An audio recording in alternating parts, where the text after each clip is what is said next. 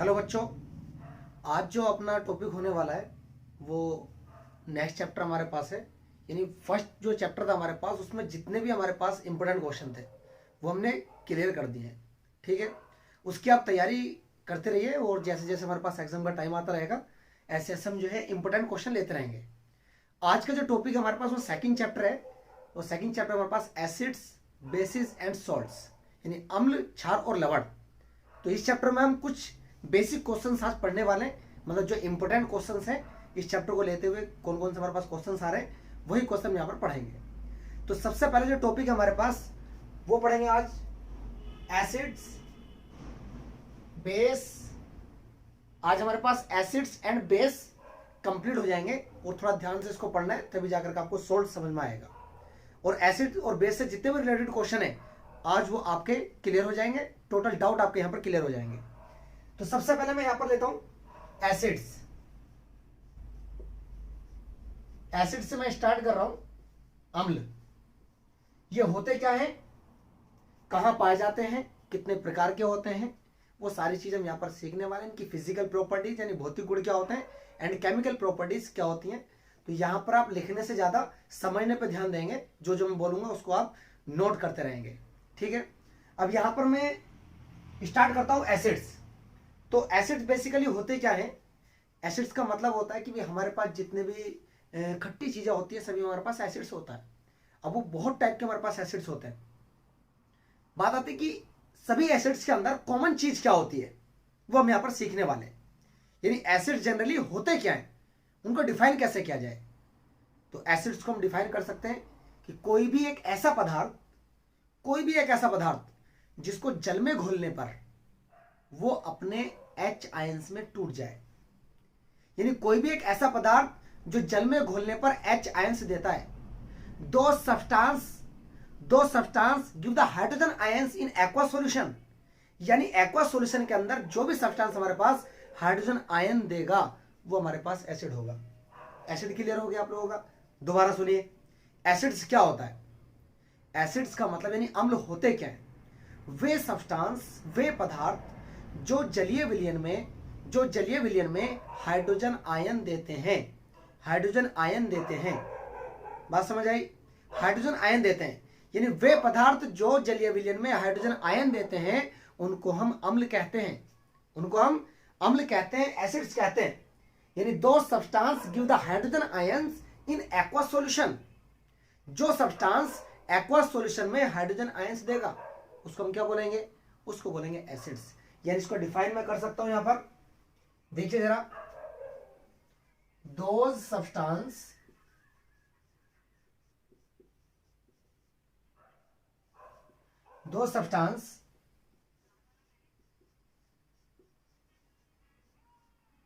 give the hydrogen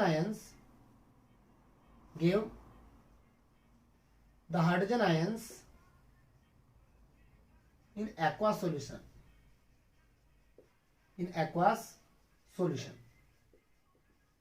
यानी जिसको अगर हिंदी में लिखना जाए तो कैसे लिखेंगे कि वे पदार्थ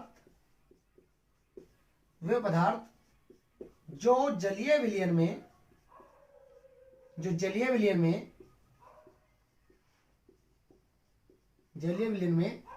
हाइड्रोजन आयन देते हैं। ये आपको समझ आ गया होगा। वे पदार्थ जो जलीय विलयन में हाइड्रोजन आयन देते हैं वो हमारे पास अम्ल कहलाते हैं, वो हमारे पास एसिड्स कहलाते हैं। बेसिकली आपको इतना याद रखना है कि वे पदार्थ जो जलीय विलयन में हाइड्रोजन आयन देते हैं अम्ल कहलाते हैं, एसिड्स कहलाते हैं। अब ये कितने टाइप के होते हैं बेटा? ये होते हैं हमारे पास 2 टाइप के। अम्ल 2 प्रकार के होते हैं, दुर्बल अम्ल और प्रबल अम्ल। ये क्या होते हैं इसको आपको यहां पर समझना पड़ेगा। तो आप इसका स्क्रीनशॉट लीजिए इसकी डेफिनेशन का कि those substance give the hydrogen ion in aqua solution. वे पदार्थ जो जलीय विलयन में H आयन देते हैं अम्ल कहलाते हैं। Those substance give the hydrogen ion in aqua solution are called acids. वे पदार्थ जो जलीय विलयन में हाइड्रोजन आयन देते हैं अम्ल कहलाते हैं। जल्दी से स्क्रीनशॉट लीजिए, आपको याद हो गया होगा। अब मैं बात करता हूं इनके टाइप, यानी टाइप हमारे पास कितने होते हैं, थोड़ा ध्यान देने की आपको जरूरत है। तो एसिड्स के हमारे पास 2 टाइप होते हैं। नंबर 1 वीक एसिड्स, मतलब दुर्बल अम्ल, दुर्बल अम्ल। नेक्स्ट हमारे पास स्ट्रॉन्ग एसिड्स, स्ट्रॉन्ग एसिड्स यानी प्रबल अम्ल,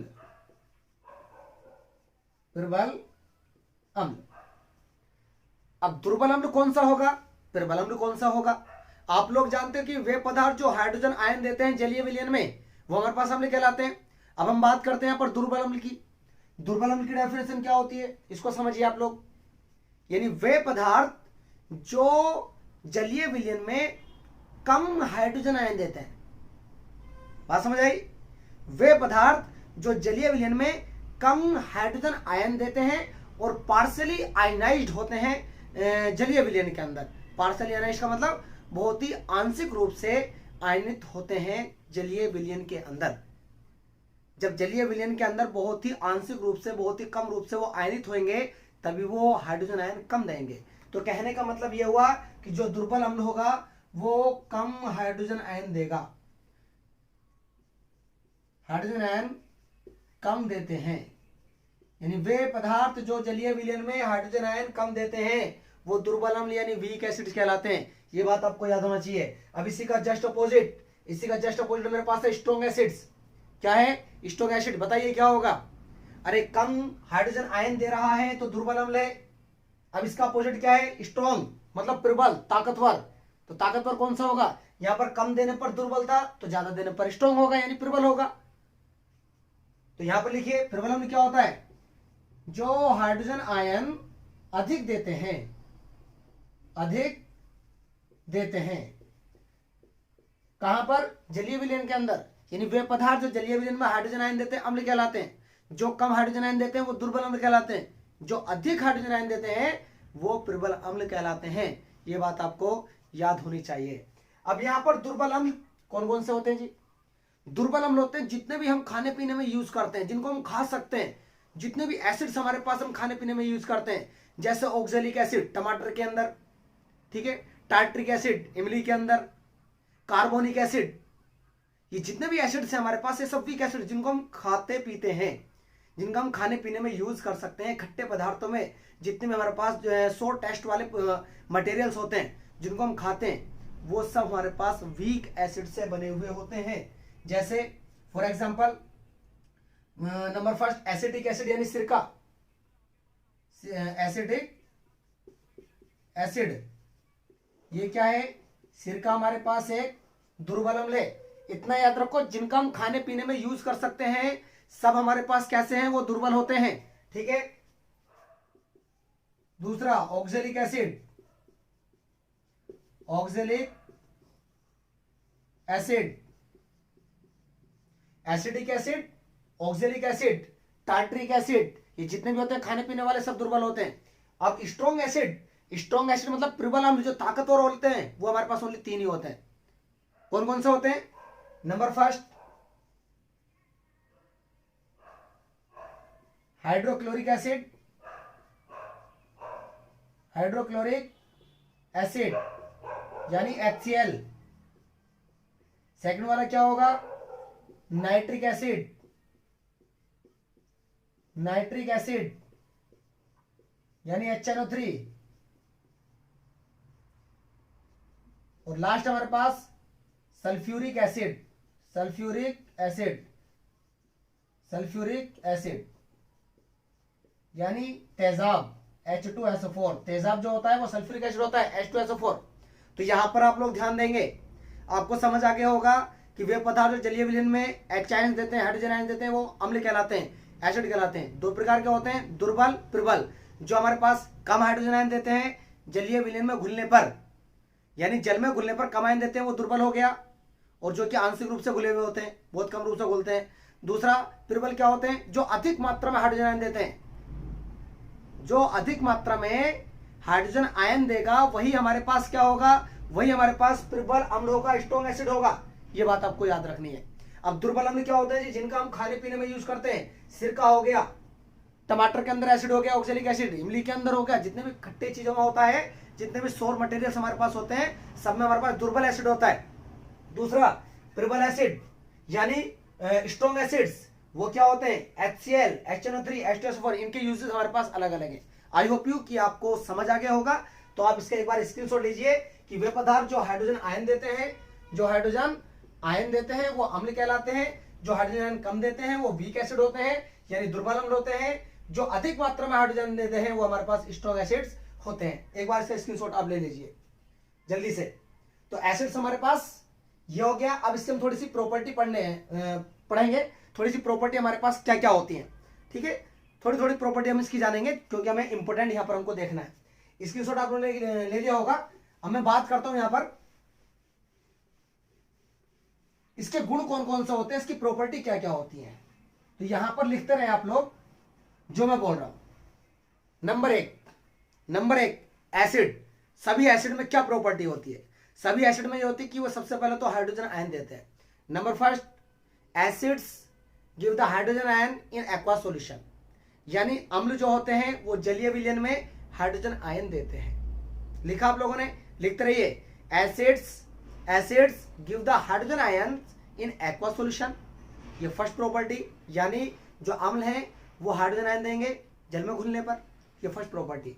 number second, acids have sour taste, acids have sour taste, यानी अम्ल खट्टे होते हैं, अम्ल खट्टे होते हैं, स्वाद में कैसे होते हैं, खट्टे होते हैं, ये दूसरी प्रॉपर्टी।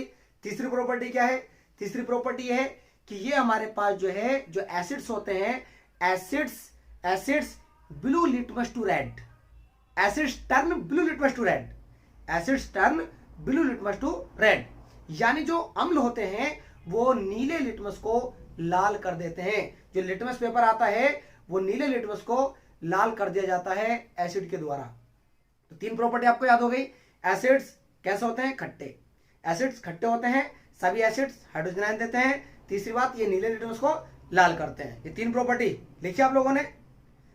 दोबारा बता रहा हूं, एसिड खट्टे होते हैं, नंबर 2 ये नीले लिटमस को लाल कर देते हैं, नंबर तीन हाइड्रोजन आयन देते हैं, नंबर 4 जो केमिकल इनकी प्रॉपर्टी है वो है कि अगर एसिड्स के अंदर कोई भी एसिड हो, उसके अंदर कोई जब धातु मिलाया जाएगा, जब कोई धातु मिलाया जाएगा, कोई मेटल मिलाया जाएगा, ठीक है, तो ये हमेशा हाइड्रोजन गैस देते हैं, ये हमेशा हाइड्रोजन गैस देते हैं। Acids gives the hydrogen gas react with metals. बात समझ आई? यानी जब अम्ल किसी भी धातु से अभिक्रिया करेगा, जब अम्ल किसी भी धातु से अभिक्रिया करेगा तो हमेशा हाइड्रोजन गैस देगा। फॉर एग्जाम्पल आप करके देख लेना कि कोई अगर हमारे पास तेजाब हो तो तेजाब के अंदर कोई भी एक मेटल डाल देना, जैसे सोडियम वगैरह, तो वहां से हाइड्रोजन गैस निकलनी स्टार्ट हो जाएगी। और हाइड्रोजन गैस की पहचान क्या होती है कि हाइड्रोजन गैस जब भी जलती है ना, वो एक पॉप का साउंड देती है, पॉप की तरह वो बोलती है। बात समझ आ गई? प्रॉपर्टी आपको समझ आ गई एसिड की, आपको समझ आ गया होगा। अब मैं बात करता हूं बेस के लिए, बात कर रहा हूं। एसिड की प्रॉपर्टी दोबारा बताने की तो जरूरत नहीं है। अब मैं यहां पर बात कर रहा हूं बेस की। बेस क्या होता है? आज हमारे पास एसिड्स बेस कंप्लीट हो जाएगा, मतलब क्षार। बेस को हिंदी में बोलते हैं क्षार। क्षार क्या होते हैं?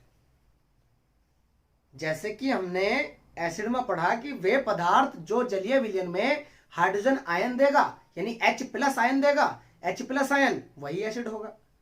अब यहां पर चलते हैं अलग, यानी वे पदार्थ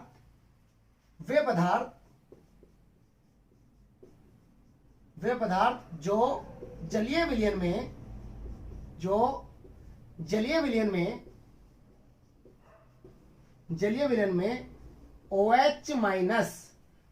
OH- आयन देते हैं, OH- आयन देते हैं। Those substance give the hydroxy ions in aqua solution, those substance give the hydroxy ions in aqueous solution. वे पदार्थ जो जलीय विलयन में OH आयन देते हैं, वे पदार्थ जो जलीय विलयन में OH आयन देते हैं। दो सब्सटेंस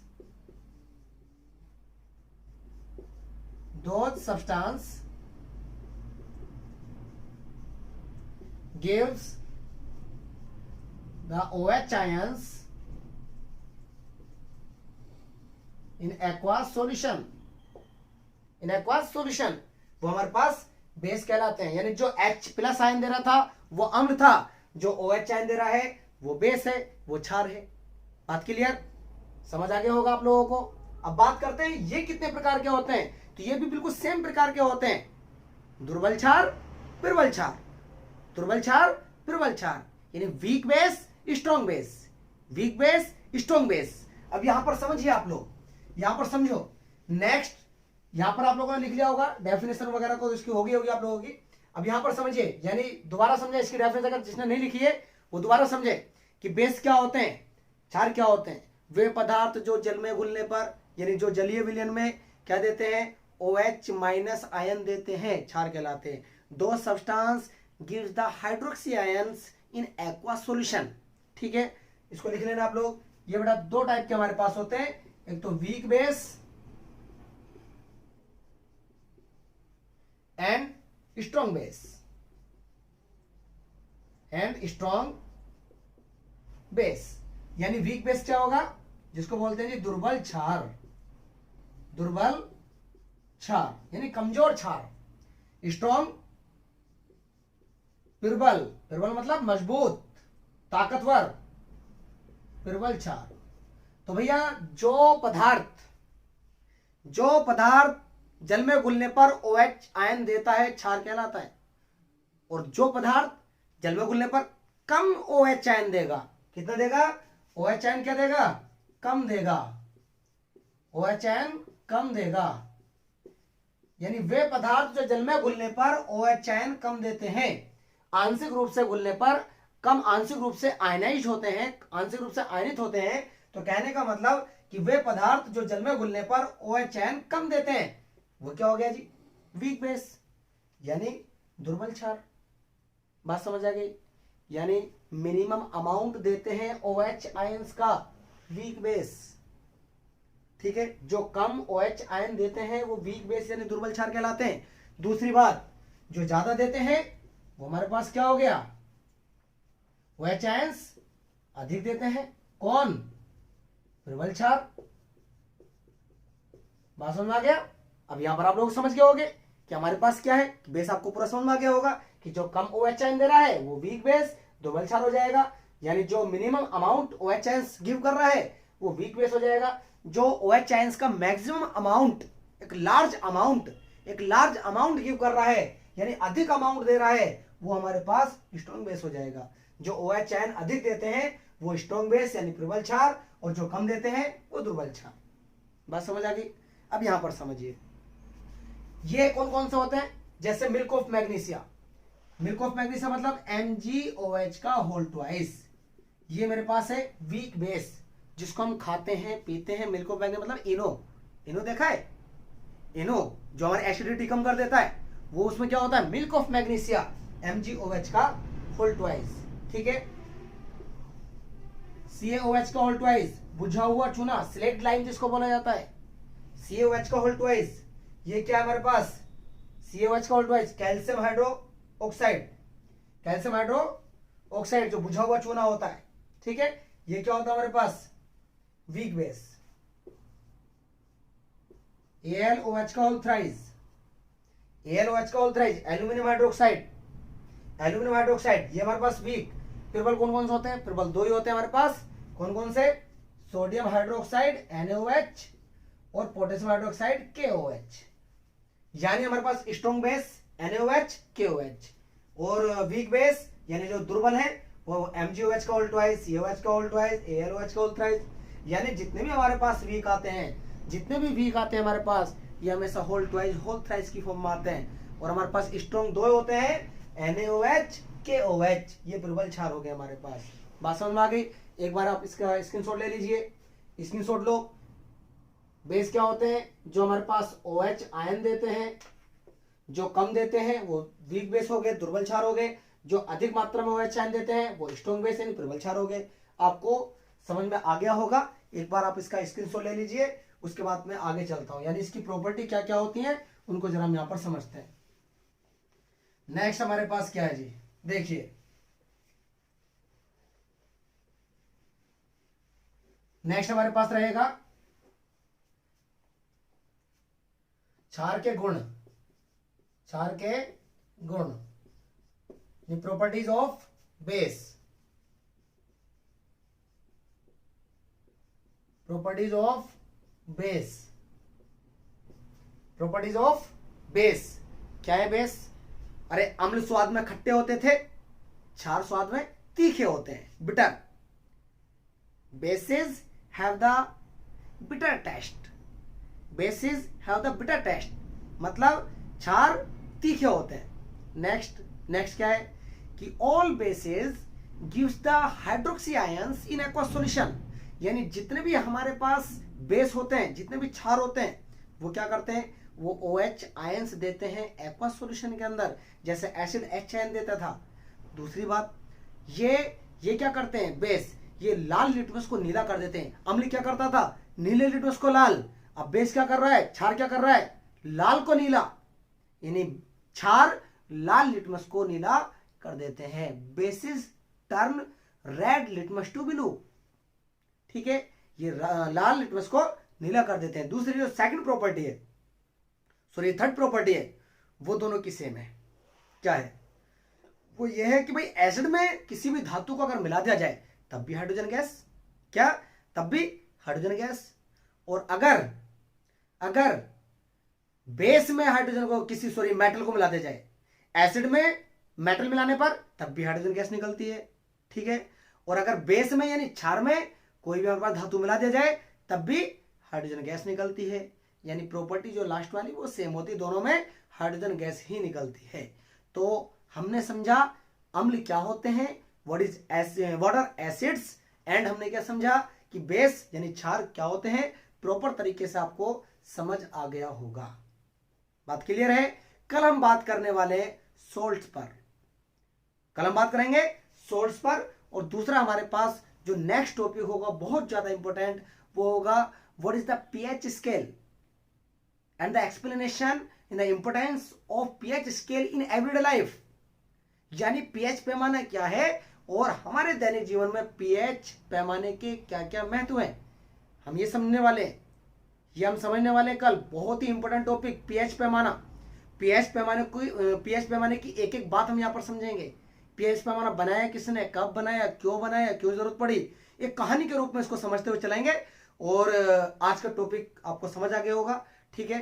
तो अगर आज की वीडियो आपको अच्छी लगी हो तो हमारे इस चैनल को सब्सक्राइब कीजिए, लाइक कीजिए और अपने दोस्तों में इसको शेयर कीजिए, जिससे आप सभी की हेल्प हो सके और एग्जाम की अच्छे से आप प्रिपरेशन, एग्जाम की आप अच्छे से तैयारी करते रहिए। ज़्यादा टाइम आपके पास नहीं है।